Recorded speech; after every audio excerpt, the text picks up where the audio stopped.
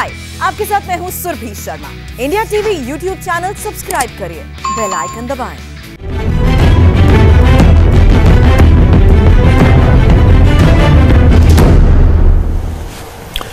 तो ये तस्वीर आ चुकी है अब प्रधानमंत्री की ऑल पार्टी मीटिंग से, जो कश्मीर से जुड़ी हुई है।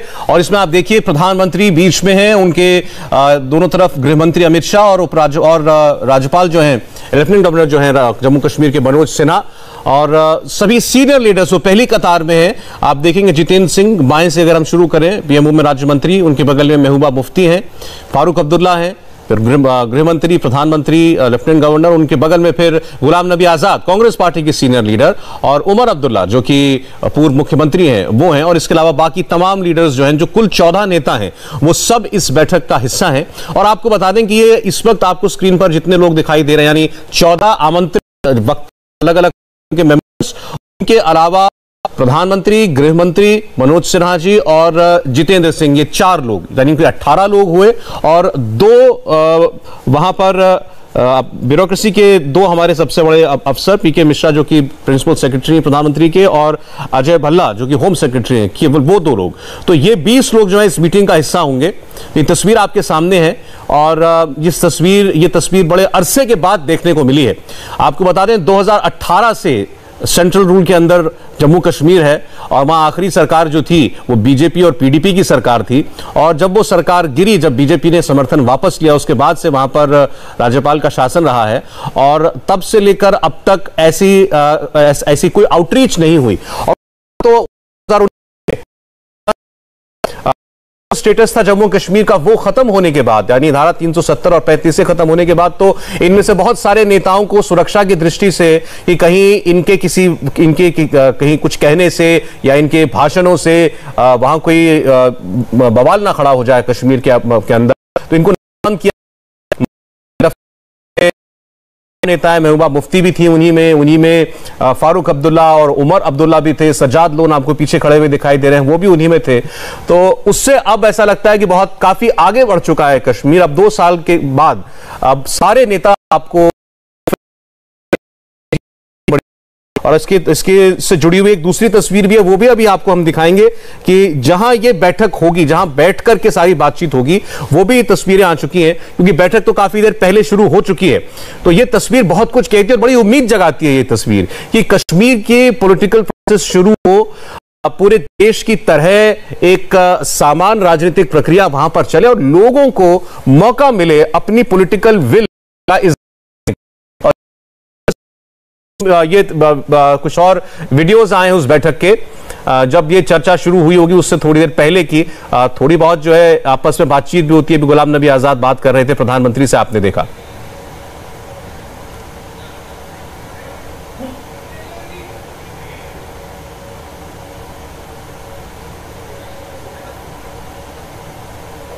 तो सारे नेता मौजूद हैं और हर किसी को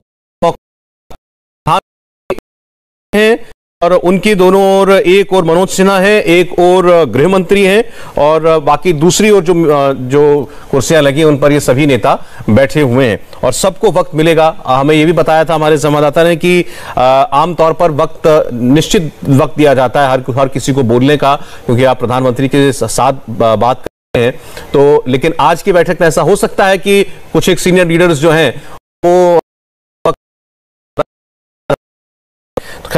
बातें तो अब पता चलेंगी जब ये लोग बाहर आएंगे और बाहर आकर के बताएंगे कि उन्होंने क्या कहा प्रधानमंत्री से और उनको क्या जवाब मिला। और ये भी आपको बता दें कि जो दिया जाएगा ना कि प्रधानमंत्री की तरफ से, तो जो भी स्पष्टीकरण होगा, कोई सवाल जवाब अगर होते हैं, किसी के मन में कोई प्रश्न है, तो उसका उत्तर गृह मंत्री देंगे, प्रधानमंत्री अंत में अपनी बात कहेंगे। देख ही रहे थे गुलाम नबी आजाद जो हैं वो बात कर रहे थे, और ये भी आपको याद दिला दें कि जब गुलाम नबी आजाद रिटायर हो रहे थे राज्यसभा से, उस वक्त प्रधानमंत्री ने भी उनकी बहुत प्रशंसा की थी और भावुक हो गए थे, और उसके बदले में आजाद ने अच्छे शब्दों में किया था प्रधानमंत्री का। देवेंद्र पराशर हमारे साथ है। देवेंद्र, अब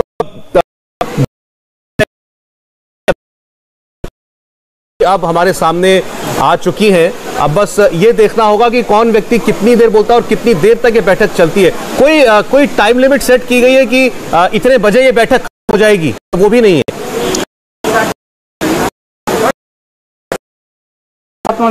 नहीं था, बैठक शुरू करने का जरूर था। हाँ, ये अंदाजा जरूर लगाया जा रहा था कि तकरीबन 2.5 घंटे तक ये बैठक चल सकती है। निर्भर करेगा इस बात पे कि कौन सा नेता फिर कितना समय लगता है, लेकिन इससे ज्यादा बैठक चले इस बात की उम्मीद नहीं जताई। पहले बैठक कुछ और था, फिर उसको प्रीपोन किया गया था और 3:10 या 3:12 पर जब ये बैठक शुरू हुई तो बताया गया था मुझे कि तकरीबन 2.5 घंटे तक की ये बैठक उम्मीद जता रहे हैं कि वो चलेगी। हाँ, अगर नेता बहुत ज़्यादा बोल लिए उसके हिसाब से थोड़ी बहुत फ्लेक्सिबिलिटी हो सकती है, क्योंकि आमतौर पर प्रधानमंत्री की बैठक को आप देखें तो जो भी वक्ता होते हैं उन्हें ये पता होता है कि वहाँ पे बहुत कंसाइज में प्रिसाइजली अपनी बात कहें, महत्वपूर्ण उन बातों को कहें, टू द पॉइंट कहें। ये एक अंडरस्टैंडिंग रहती है अमूमन प्रधानमंत्री की बैठक में। लेकिन ज़्यादा बोलने वाले नेताओं की अगर आप बात करें तो इसमें से कई नेता ऐसे हैं जो कि बोलना करते हैं, बहुत लंबा बोलना पसंद करते हैं। जैसे भीम सिंह की बात कर लें तो भीम सिंह बहुत विस्तार से बोलना पसंद करते हैं। मुजफ्फर हुसैन बेग की बात करें तो बहुत विस्तार से बोलना पसंद करते हैं।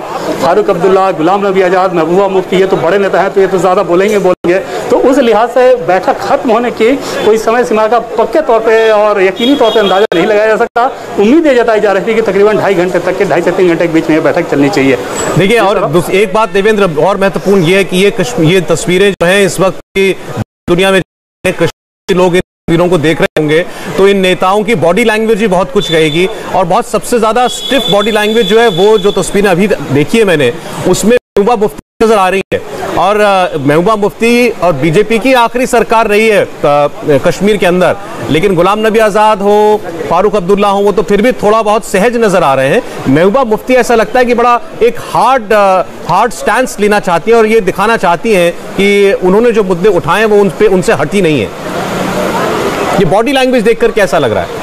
जी हाँ, बिल्कुल सौरभ। वो महबूबा मुफ्ती की आप पूरी पॉलिटिक्स देखें तो वो इस प्रकार से इमोशन के आधार पर आगे बढ़ती हैं। और इस बैठक के संदर्भ में भी सौरभ आप देखें तो जैसा कि पहले मैं आपको बता रहा था कि जब बैठक की सूचना उन्हें दे दी गई और उन्हें पता था कि अगर वो इस बैठक में नहीं आती हैं तो जाहिर तौर पर इस बैठक के मीनिंगफुल होने को लेकर एक अलग एंगल चला जाएगा कि जम्मू कश्मीर के पूर्व मुख्यमंत्री नहीं आई। तो वहाँ पर हाँ, हमारे जो सोर्सेज हैं वो ये बता रहे हैं कि कहीं ना कहीं उन्होंने ये बार्गेन करने की कोशिश की होगी शायद, कि जिस प्रकार से PDP नेता सरताज मदनी जो कि महबूबा मुफ्ती के सगे मामा भी हैं और उनके ऊपर हवाला रैकेटियर्स, आतंकवाद की जो फंडिंग होती है उनके वैसे लोगों से संबंध के आरोप हैं, बावजूद उसके उनके मामले में कुछ ढीली खबरें आई। इसके अलावा गई वो नजरबंदी हटाई गई। वहीद फराह जो कि PDP के यूथ के प्रेसिडेंट हैं, महबूबा मुफ्ती के बहुत करीबी बताए जाते रहे हैं, उनको श्रीनगर से जम्मू जेल लेके जाया गया था और जम्मू से वापस श्रीनगर पहुंचाया गया, जेल में स्थानांतरण हुआ। उस चीज़ को भी इस चीज़ से वहाँ पे जोड़ के देखा गया कि शायद महबूबा मुफ्ती ने इन सारी चीज़ों को इस प्रेशर टैक्टिक्स के तौर पर इस्तेमाल किया कि मैं ये सारी चीज़ें होंगी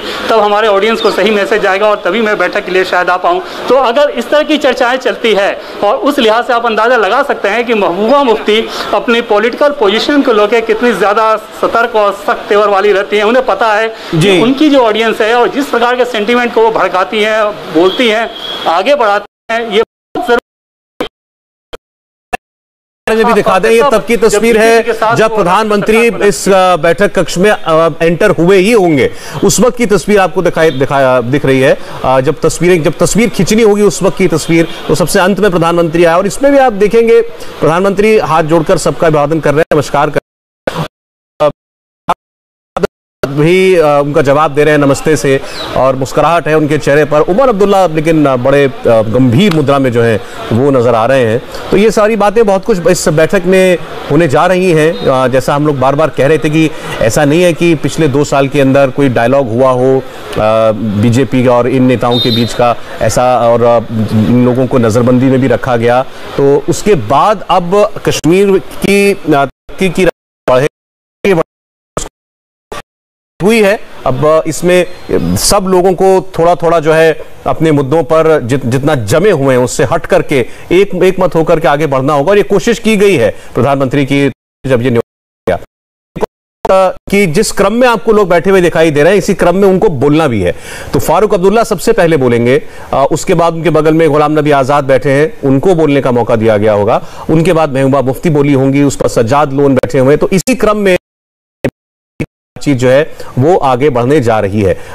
एक चीज और हम पूछना चाहते हैं देवेंद्र आपसे कि इन तमाम नेताओं में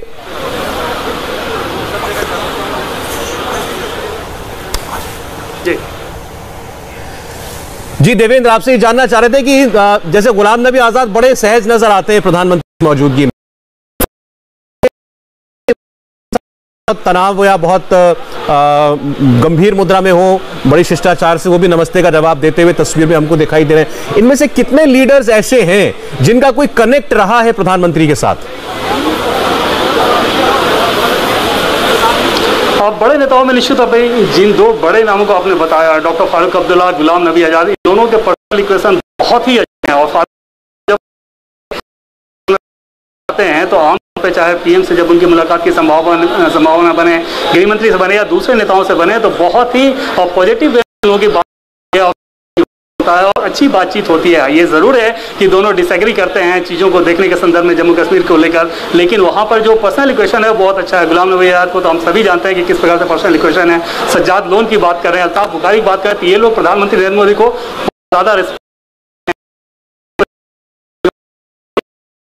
महबूबा मुफ्ती का इक्वेशन निश्चित तौर पे कभी भी, भले ही बीजेपी के साथ महबूबा मुफ्ती ने सरकार चलाया, लेकिन उनके इक्वेशन सहज नहीं थे। और उसकी एक बड़ी वजह ये बताई जाती है कि महबूबा मुफ्ती क्योंकि अपने इशूज़ को लेके बहुत ज़्यादा हार्ड स्टैंड वाली रहती है, दूसरी तरफ बीजेपी का अपना स्टैंड बहुत हार्ड रहता है, तो वहाँ पर कोई एक बीच का रास्ता दिखता नहीं है। तो महबूबा मुफ्ती के साथ निश्चित तौर पर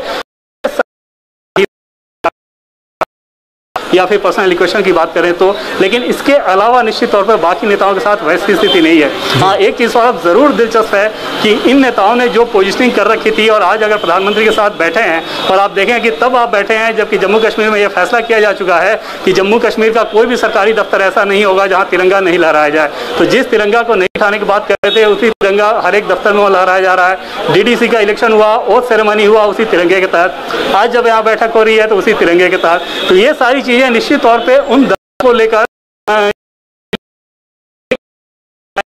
पड़ रहा है। हाँ, इतना जरूर है कि जिस सेंटीमेंट को उन्होंने बहुत ज्यादा उभार दिया है, जाहिर तौर पे उसे यूटर्न वो नहीं ले सकते, और आज जब यहाँ बाहर निकल के बोलेंगे तो आपको उसकी तपिश भी सुनाई देगी। इंतजार उसी बात का है कि बैठक कब खत्म होती है और कब ये बाहर निकल के नेता बोलते हैं। हमारे साथ दो बहुत खास मेहमान जुड़ रहे हैं। भारतीय सेना के भूतपूर्व प्रमुख जनरल वीपी मलिक साहब हमारे साथ हैं। जनरल साहब, आपका बहुत बहुत स्वागत है इंडिया टीवी पर। ये तस्वीरें आप भी देख रहे होंगे शायद टीवी पर। कश्मीर के हवाले से ये पहल कितनी इंपॉर्टेंट है और इससे हमारी व्यवहारिक रियलिस्टिक एक्सपेक्टेशन, उम्मीद क्या होनी चाहिए?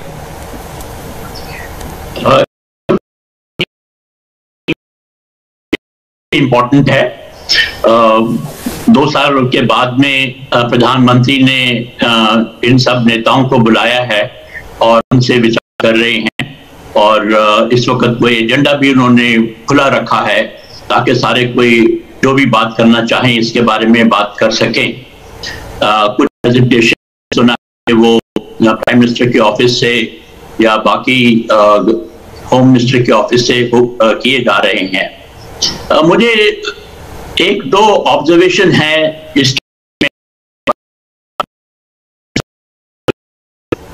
देखना चाहिए। पहली बात तो ये है कि ये जो मीटिंग हो रही है ये जम्मू और कश्मीर के बारे में हो रही है, सिर्फ कश्मीर के बारे में नहीं हो रही है। और जब हम जम्मू और कश्मीर के बारे में बातचीत करना चाहते हैं तो हमको जितने भी सोशो पॉलिटिकल या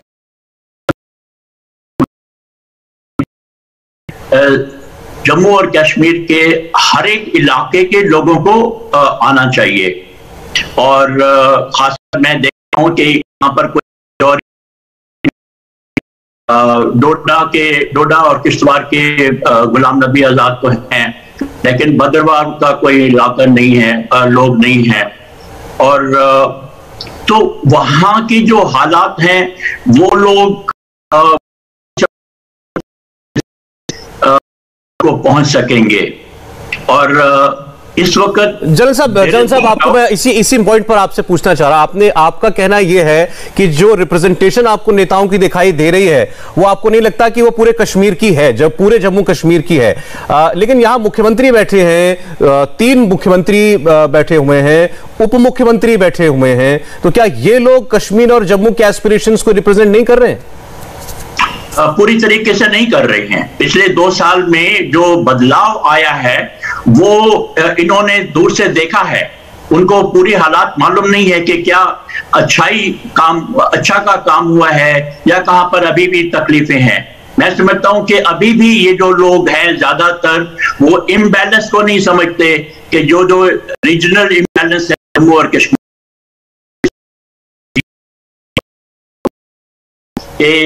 there is a serious imbalance, both political as well as economic, in different areas. And I think when Prime Minister is having this talk, कि 2 साल के बाद में नए हालात में कर रहे हैं, तो उनके सब चीजों को सुनना चाहिए उसके लिए। और इस वक्त मुझे लग रहा है कि ये गुपकार एसोसिएशन की जो रिप्रेजेंटेशन है वो थोड़ा ज्यादा उसको अहमियत दी गई है।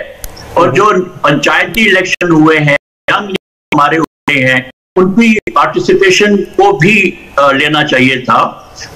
जो नए यंग लीडर हैं, एनर्जेटिक हैं, उनको भी बुलाना चाहिए था। जनरल साहब, मैं आपकी इस बात से सहमत हूं कि आपने जिस पॉइंट ऑफ व्यू से इस बैठक को देखा तो वो एक आपको इम्बैलेंस नजर आ रहा है। शायद कोशिश ये रही है कि सारा पॉलिटिकल स्पेक्ट्रम कम से कम जो टॉप का है वो लोग बैठक में कोशिश की गई है। मैं एक चीज आपसे और जानना चाहता हूं, आपकी समझ से इन नेताओं ने और कश्मीर के अवाम ने 370 और 35A के जाने को क्या एक्सेप्ट कर लिया है?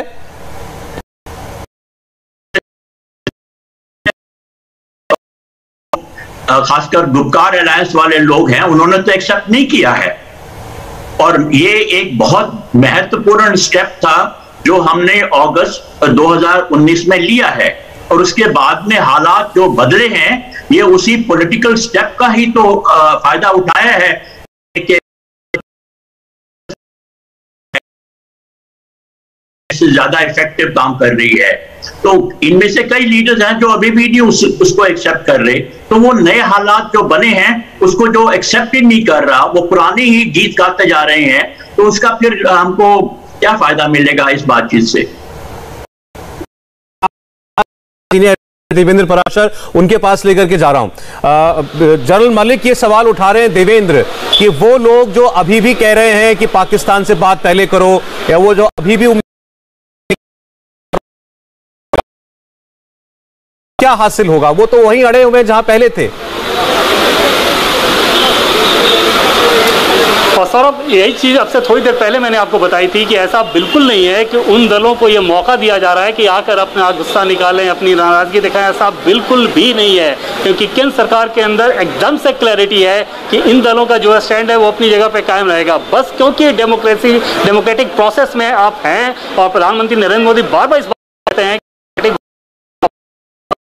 उस लिहाज से वहाँ पे क्योंकि वो पूर्व मुख्यमंत्री हैं या पार्टी के अध्यक्ष हैं, ऐसे लोगों को भी उस बातचीत के लिए बुलाया गया है। लेकिन जैसे मैंने उदाहरण देकर बताया था कि उन नेताओं के यहाँ आने से उनके खिलाफ या उनके लोगों के खिलाफ जो कानूनी कार्रवाई चल रही है उसमें किसी प्रकार की डील दी जाएगी, ऐसा बिल्कुल भी नहीं है। और इससे आप अंदाजा लगा सकते हैं कि ये बस एक लोकतांत्रिक मूल्यों के तहत और उसके तहत जो बातचीत होनी है उस बातचीत के तहत उनको सुना जाता है, क्योंकि डेमोक्रेसी में आप सुनते सबकी हैं, चाहे उसकी बात से आप असहमत हो, बावजूद इसको सुनने का मौका दिया जाता है। और क्योंकि जम्मू कश्मीर में ऑलरेडी डेमोक्रेटिक प्रोसेस चल रहा है, लोकल बॉडीज का आपने देखा हो, ये पूरी दुनिया के सामने भी एक नज़ीर बनता है। दुनिया के बहुत सारे देश कश्मीर को लेकर उसके बहाने भारत पे दबाव बनाने की जो कोशिश करते हैं, ऐसी मुलाकातें, ऐसी बैठकें, ऐसी तस्वीरें उन पाकिस्तानी प्रोपेगेंडा की भी हवा निकाल देती है, जो कि दुनिया। बात भी आपकी सही है कि जब पार्लियामेंट में वो कदम उठाया गया 370 हटाने का, उसके बाद देश भर में, दुनिया भर में बहुत कुछ कहा गया, लिखा गया, बोला गया, तो आज ये तस्वीर उन लोगों को भी दिख रही होगी कि जिन नेताओं को नजरबंद रखा गया था, उनकी बात करने वाले लोग आज ये भी कि वही बैठे भी प्रधानमंत्री के सामने। हमारे साथ एक और मेहमान जुड़ गए हैं, पूर्व army commander lieutenant general retired Satish दुआ जी। जनरल साहब, आपका भी बहुत बहुत स्वागत है। और जनरल मलिक भी हैं हमारे साथ पैनल में, मैं आपको पहले ये बताना चाह रहा था जी। तो जी सर, आपकी नजर से आपने तो कश्मीर को बहुत नजदीक से भी देखा है जनरल मलिक की तरह, तो ये हम समझना चाहते हैं कि जनरल मलिक ने कहा ये इसमें बहुत सारे लोग हैं जो अभी भी अपने पुराने एजेंडे के तहत ही आए हैं, वो नहीं स्वीकार करते कि आपने हमारा स्पेशल स्टेटस ले लिया, तो हम अचीव क्या करेंगे इस बैठक से? सबसे पहले तो मैं अपने गए हैं एक रिस्पेक्टेड सीनियर, मैं ये कहना चाहूंगा कि ये जब से ये अगस्त 2019 में जब आर्टिकल 370 की डाइल्यूशन हुई है, तब से लेके अब तक जो जो कदम सरकार ने उठाए हैं, अगर हम मीडिया की और लोगों की सोशल मीडिया की हाइप कर दे, आउटरीच की गई है, एडमिनिस्ट्रेशन को बेटर किया गया है, इलेक्शंस ग्रासरूट लेवल पे यानी कि पंचायत और डीडीसी के इलेक्शंस हुए हैं, जो डीडीसी के इलेक्शंस पहली मरतबा हुए हैं। सिक्योरिटी सिचुएशन तब से अब तक इतनी बेहतर हो गई है कि जब से आर्टिकल 370 डाइल्यूट हुआ था, तब से लेके अब तक एक भी सिविलियन की जान नहीं गई है सिक्योरिटी एक्शंस की वजह से। टेररिस्ट वायलेंस जरूर हुई है और अलग वाकये हुए हैं, लेकिन जैसे पहले होता था कि के दौरान या ऐसी किसी घटना के दौरान टीयर गैस, पेलेट गन्स, ऐसे एक्शंस की वजह से अगर सिविलियन जाने गई हैं पहले, वो घटना अभी भी नहीं हुई है। इन्फिल्ट्रेशन के वाक़े बहुत हैं, कंट्रोल है, लेकिन स्थिति पहले से बहुत बेहतर हो चुकी है। तो ये रही एक सेकंड सर, इसका क्रेडिट आप सेंट्रल रूल को दे रहे हैं, गवर्नर रूल को दे रहे हैं? मैं इसका क्रेडिट इस दाव को वहां ऑपरेट किया है, बहुत अलग अलग रैंक्स और लेवल पे मैंने ऑपरेट किया है।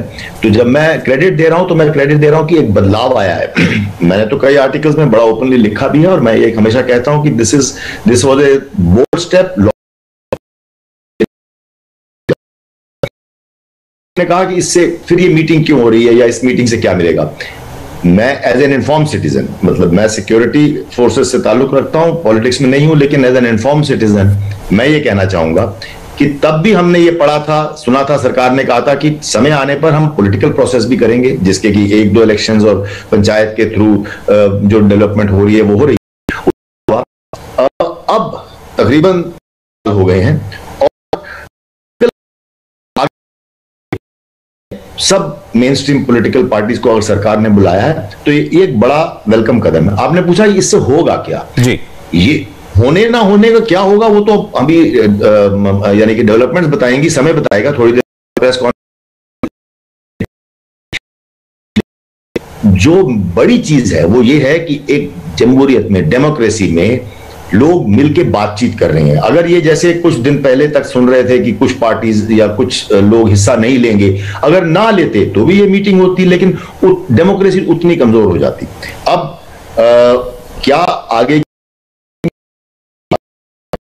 चीज ये है कि ये एक ऐसा पॉलिटिकल प्रोसेस है, ये एक डेमोक्रेसी की जीत है और आगे क्या होगा वो देखते हैं। जनरल मलिक, जनरल दुआ, एक छोटे से ब्रेक के लिए मुझे रुकना पड़ेगा, लेकिन और बहुत सी चीजें हम आपसे जानना चाहते हैं, पूछना चाहते हैं। बहुत छोटे से ब्रेक के बाद वापस लौट रहे हैं। प्रधानमंत्री के साथ जम्मू कश्मीर की ऑल पार्टी मीटिंग इस वक्त जारी है। कुल मिलाकर के 14 नेता, 8 दलों के, उनके साथ इनकी बैठक चल रही है और इस पर बात करने के लिए लगातार हमारे रिपोर्टर्स जुड़ रहे हैं और इस वक्त 2 खास मेहमान हैं हमारे साथ, जनरल वीपी मलिक और लेफ्टिनेंट जनरल रिटायर्ड दुआ साहब हमारे साथ मौजूद हैं। जनरल मलिक, एक चीज आपने भी नोट की होगी कि जब ये 2019 में फैसला हुआ इसको हटाने का 370 को, तो उस वक्त ये डर था कि कहीं कोई पब्लिक अनरेस्ट हो जाएगा और इनमें से बहुत सारे नेताओं को इसीलिए शायद नजरबंद या गिरफ्तार किया गया था कि ये पब्लिक सेंटीमेंट को भड़का ना दें। लेकिन ना तो उस वक्त वहां कश्मीर में ऐसा कुछ देखने को मिला और ना इन लोगों की रिहाई के बाद कुछ ऐसा देखने को मिला। तो आज ये लोग भी तो ये चाह रहे होंगे ना कि भाई अब ये मुद्दा तो चलिए अब निकल गया और अब हम अपनी जो उनका जो अपना काम है, अपनी जो जड़ें हैं, राजनीतिक जड़ें, उनको तो बचाएं, वो पॉलिटिकल प्रोसेस शुरू तो हो। आपकी बात सही है और हम उम्मीद करते हैं कि उनका भी दिल जो है, उनका मन और उनकी सोच जो है वो बदल गई होगी और जो ग्राउंड रियलिटीज हैं उनको समझ आ गई होगी। मैं उम्मीद करता हूं और ये ऐसा होगा। इसीलिए मैं चाहता था कि चाहे वो इस मीटिंग में या अगली मीटिंग में हम लोग और लोगों को भी कुछ आने दें, मीटिंग में करें, उनकी भी बातें सुने, क्योंकि इन्हीं लोगों से सिर्फ सोचना ठीक है, इनसे बातचीत करने में कोई हद बिल्डिंग है, बिल्कुल, चाहे जो भी अपना गीत गाते हैं, लेकिन हमको बाकियों को भी सुनना चाहिए जो इस बदलाव के कारण बने हैं, जो इस बदलाव में उन्होंने अपना हिस्सा लिया है इस बदलाव का।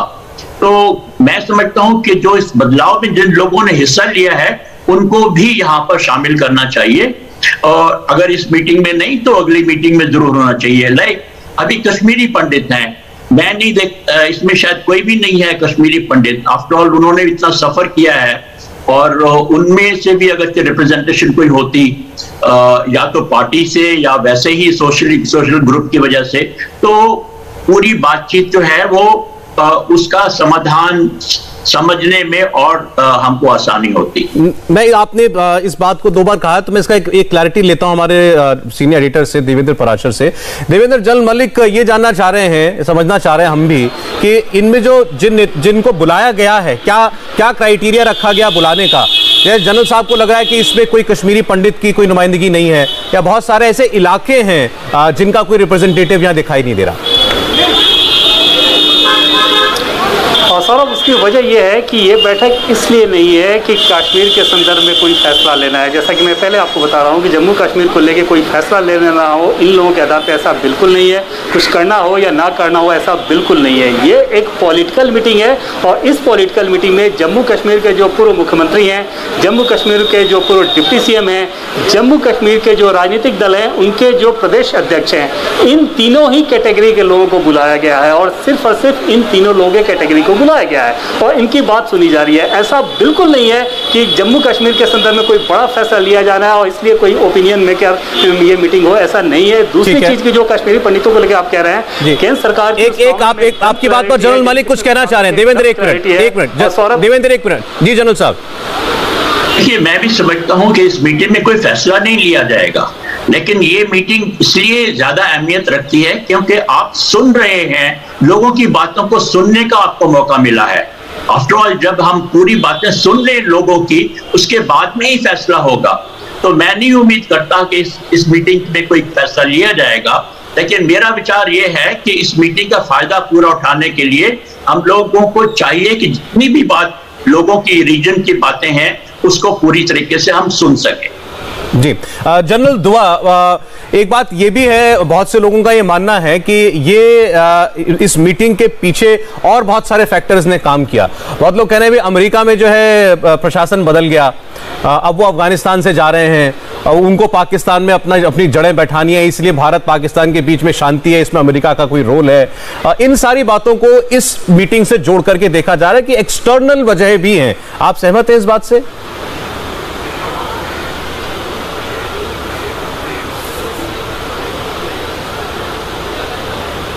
सॉरी, मैं दोबारा जवाब दूंगा, मैं म्यूट पे था। The short answer is no. यानी अगर एक लफ्ज में कहा जाए तो नहीं, मैं ऐसा नहीं मानता कि इसमें कोई बाहरी कॉन्स्पिरेसी है या बाहर से दबाव, बाहर यानी कि दूसरे देशों से कोई दबाव है। ये एक पॉलिटिकल प्रोसेस है जिसको कुछ वक्त पहले दिया गया, मेरी समझ से जो वक्त दिया गया एडमिनिस्ट्रेशन को, जेएनके की नई एडमिनिस्ट्रेशन को, कि वो कैसे आउटरीच करें, कैसे अलग अलग पहलुओं पे डेवलपमेंट करें और अलग अलग फेसेट्स में हम आगे चलें। अब उसके बाद एक पॉलिटिकल प्रोसेस है, जैसे कि हम इसके ऊपर चर्चा कर रहे हैं, वो पॉलिटिकल प्रोसेस में अभी इस पहले कदम में political parties, main stream political parties, और जैसे कि आप एक कमेंटेटर बता रहे थे, चयन कैसे किया गया मीटिंग में हिस्सा लेने वालों का, ये एक प्रोसेस है जो एंगेजमेंट का है, बातचीत का है। जनरल मलिक ने भी कहा बातचीत हो रही है, और ये टोटली एक अंदरूनी बात है, डोमेस्टिक, और ये इंडियन गवर्नमेंट का डिसीजन है। जी जनरल साहब, मुझे एक ब्रेक के लिए और रुकना पड़ेगा, फिर लौटेंगे हम, और कुछ और बातें इस मीटिंग के हवाले से अगर देवेंद्र तक आती हैं तो हम बताएंगे दर्शकों को। छोटा सा break. Hi, I am Surabhi Sharma. खबरों से अपडेट रहने के लिए India TV YouTube channel subscribe करिए, साथ में बेल आइकन जरूर दबाएं। जुड़े रहें इंडिया टीवी के साथ।